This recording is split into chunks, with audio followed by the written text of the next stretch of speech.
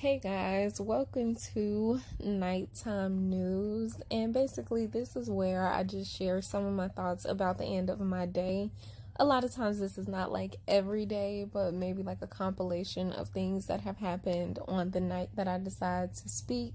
But thank you guys for joining, and I hope that you guys enjoy today's topic. So today I just wanted to talk about how I felt about working at home.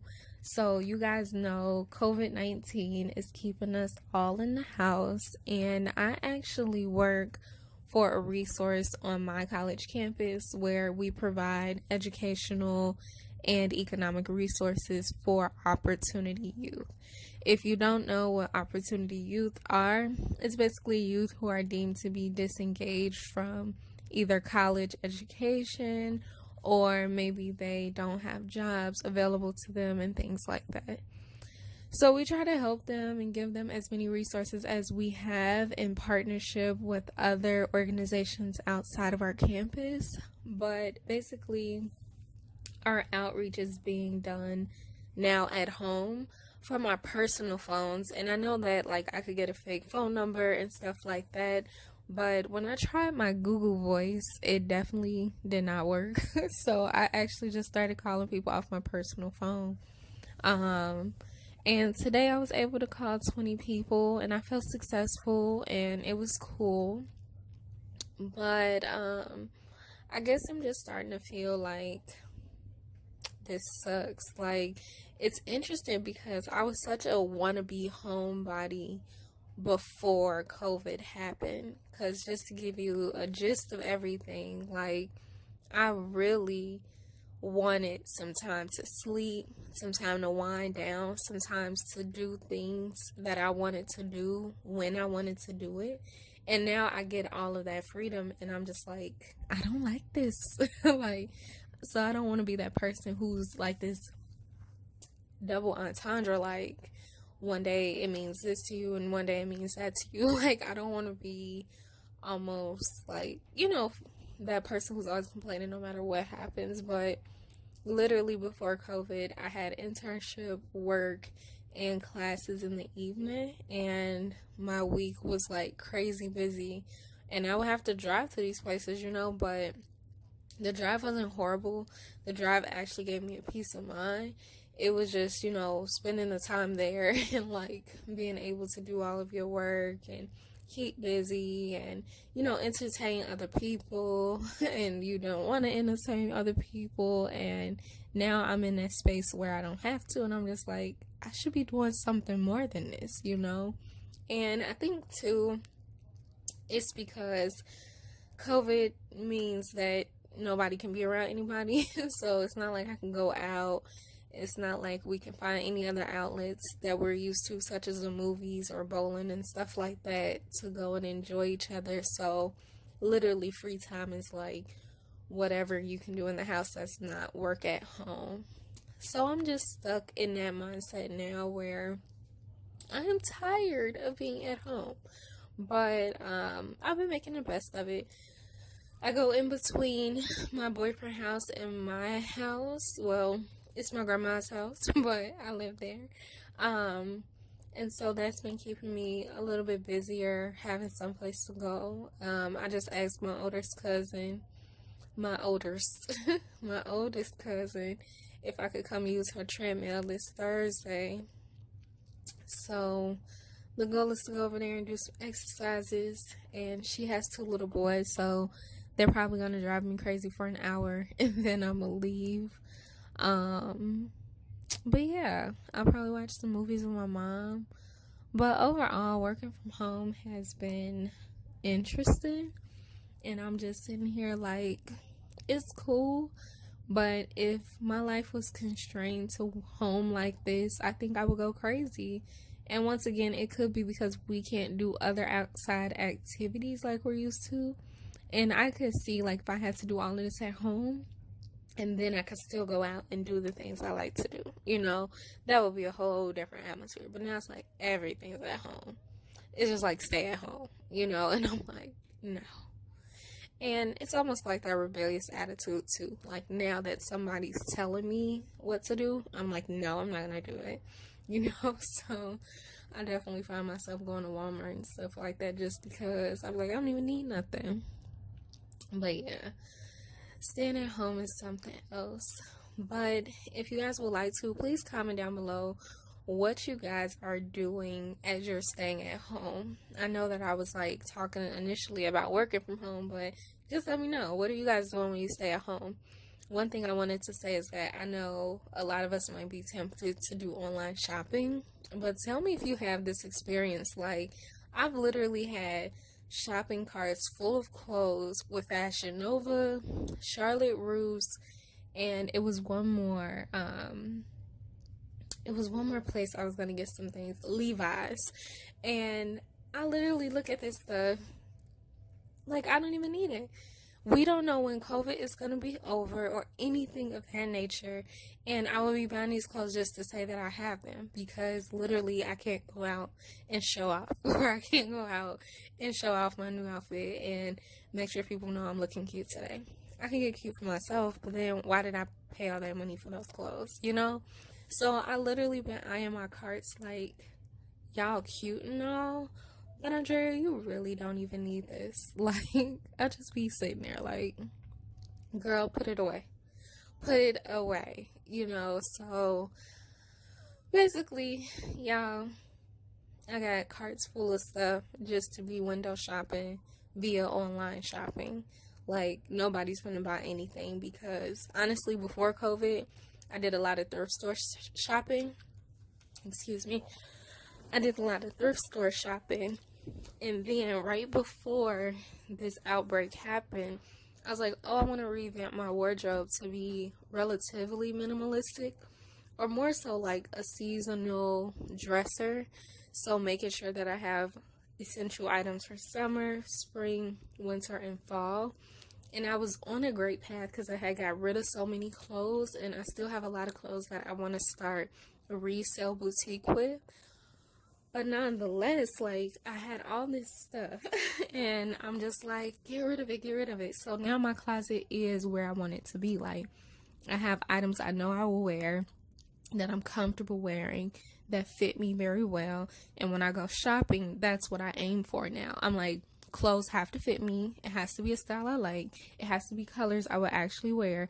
And it has to be something I can function in if I'm around family members, little kids, my boyfriend, my grandmother, my parents, friends, colleagues. Like, it has to be stuff that I can say I feel like womanly in, versus before I would buy stuff because it's like trendy or oh, it's just cute and things like that. But I want to make sure that I'm getting things that I actually like and I actually can fit and that make me comfortable and make me feel good.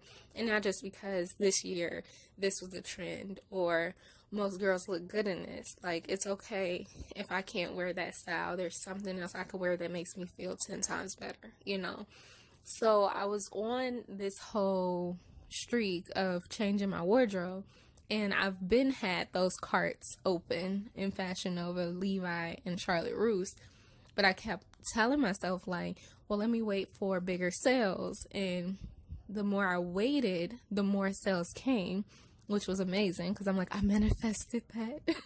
But yeah, the more they came and the more the sales came.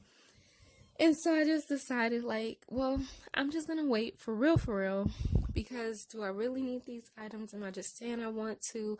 And I would go back almost every night, deleting things and going through new items to see if there's something else I liked or not. And then if I didn't, I would just still delete some items that it was like, you're buying this for what? I would literally go so much in depth that I would start reading what the item was made out of, like the materials. I would read reviews, and then I would read the size that the model was wearing. And this just gave me a bigger idea and picture of how was I gonna feel in it, or how comfortable was I gonna feel. Is this a material that I normally wear? I compared it to items in my closet, and I'm like, you don't need this, you don't need this. So literally, I've had these carts since before COVID, and I'm just like, this would happen because as soon as I wanted to revamp my closet, there's nowhere to go. But moral of the story basically is that I used to thrift store shop anyway, and so a lot of my clothes are from the thrift store. And sometimes, like every now and then, I'll splurge on myself, especially like if I go out of town. I'll try to go to like the nearest shopping mall and see what items they have that Chicago doesn't. And so yeah, that's basically where I was going with that. But hopefully we'll see what happens after this. I might end up being a true minimalist because maybe I'll never buy those items and just stick with what I have. And yeah, I've just been doing a lot of research on like capsule wardrobes and things like that. And that's the level where I want to be. So we'll see. Eventually I'll probably trade some things out and go that route. But yeah, guys, other than that, I mentioned that I wanted to start a resale boutique, and I think that that's something I've always been interested in because I've just had so many clothes I would purchase and not wear, or I say I would wear once, or I wanted to do something with it and gained weight and it didn't look as good or something like that. And so now I'm at this point in my life where I know certain colors, styles, and fits that work best for me. And so it's better that I either try to sell these items or just give them away. But literally, y'all, like when I say I could start a boutique with these items, I literally can't. It's so much. But thanks to my family too, they've been so helpful in donating me items that I could look through and say, do I want to sell this, or am I just giving it away to a thrift store and things like that? And so their support also helped me up my product, you know, because I wouldn't have as many clothes without them. And it also gives me a range of sizes too. So hopefully that's something that I'll be able to get in tune with. But other than that, y'all, tonight is a relatively cool and safe night. I think today I cooked more than I have in this house since I moved here. I know that sounds bad, but as a college student, I just eat out. Like, it's a habit. It's really a habit. Like, not to say I'm addicted to fast food, but literally it's so easy to come from internship, get something to eat, go to work, go from work, get something to eat, go to class, and keep that cycle going. So I never made time to meal prep at home, never made time to make myself breakfast. Whatever was at home that I ate had to be grab and go, like a yogurt smoothie or the mini muffins, or maybe like the peanut butter crackers, some almonds, some cupped fruit, but it had to be cupped fruit cups.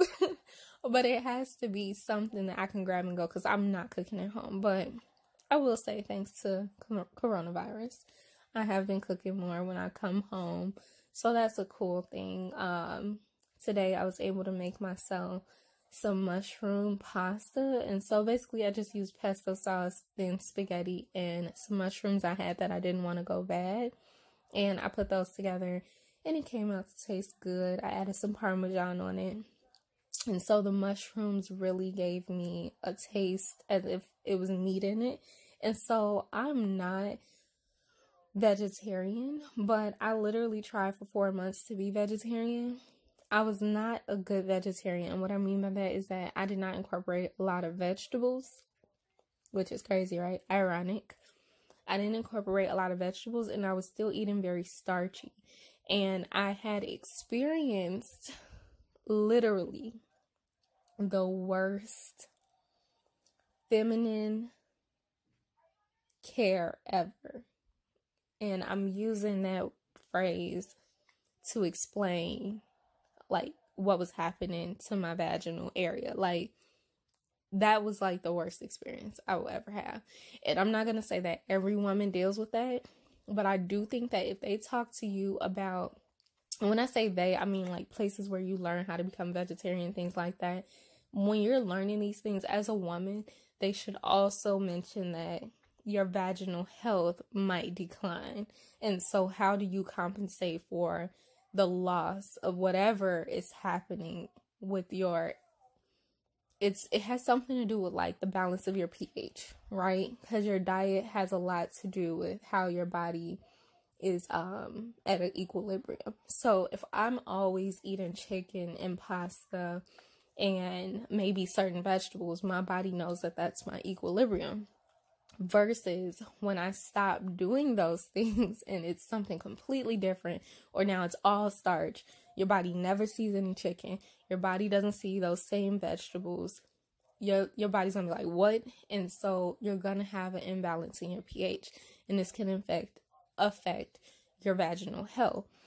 And so what I ended up finding out is that I had a yeast infection for about a month.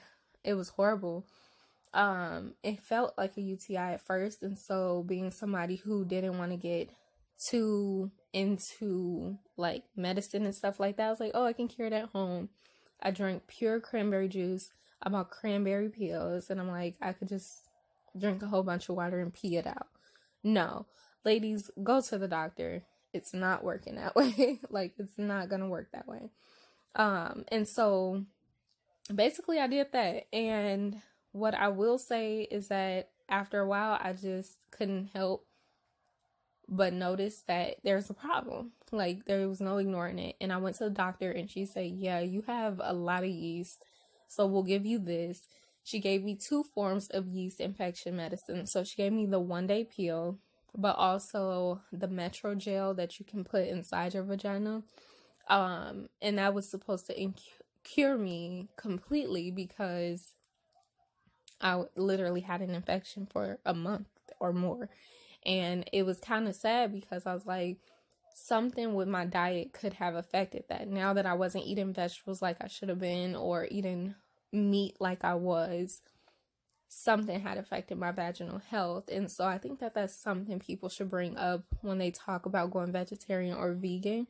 You really are going to have to find a way to balance your body back to its regular equilibrium without having those same items, if that makes sense. So like, if you normally eat chicken, now you have to find something that's going to give you that same amount of protein, or your body is going to see some deficit, and it could affect you in your feminine areas. So that's my opinion there. But I went off on this tangent about being vegetarian because today I cooked a lot of vegetarian meals, and it wasn't intentional, but I just had a lot of food left over from those 4 months that I was a vegetarian. And so basically I made the pasta with the mushrooms, and for dinner I ended up making vegetarian tacos, and I used ground soy meat. And so it's like crumbled soy meat. I put taco seasoning on it, and then I just had corn tortillas, cheddar cheese, and taco sauce. But I ended up adding, I have cucumbers and Roma tomatoes that I cut up together, and I put salt and pepper and shook them up and mixed them. And that was kind of like my topping for the taco. Now I know y'all probably thinking like, cucumber? But literally, like, it tasted so fresh, especially because I didn't have cilantro. And cilantro for tacos normally gives you that fresh taste. But it was so good, like, especially with the taco sauce. Now, if I didn't have the taco sauce, I don't know what it would have tasted like, but it was actually very good. So those were my meals for today. And so tomorrow, I will probably eat leftovers and maybe just add some sides to those if I'm too hungry. But that itself made me full, and I felt good. But that's how I should have been cooking when I was a vegetarian. So yes, ladies, like, if you go vegan or vegetarian, just think about your vaginal health, and if that changes, what you can do to compensate for any health deficit you're facing, food deficit, what you used to bring in, how you can find substitutes, and all types of things. Like, people should be talking about this. But once again, I was a horrible vegetarian. I ate way more starchy food than I did vegetables. I was going to say vegetarians, but then I did vegetables, and so that's definitely not a good thing. So yeah, ladies, I am about to call it a night. Thank you again for joining me. And once again, if you have any questions, comments, or concerns, please leave them down below. I'll try to answer any questions that I have. But until then, I will see you tomorrow night.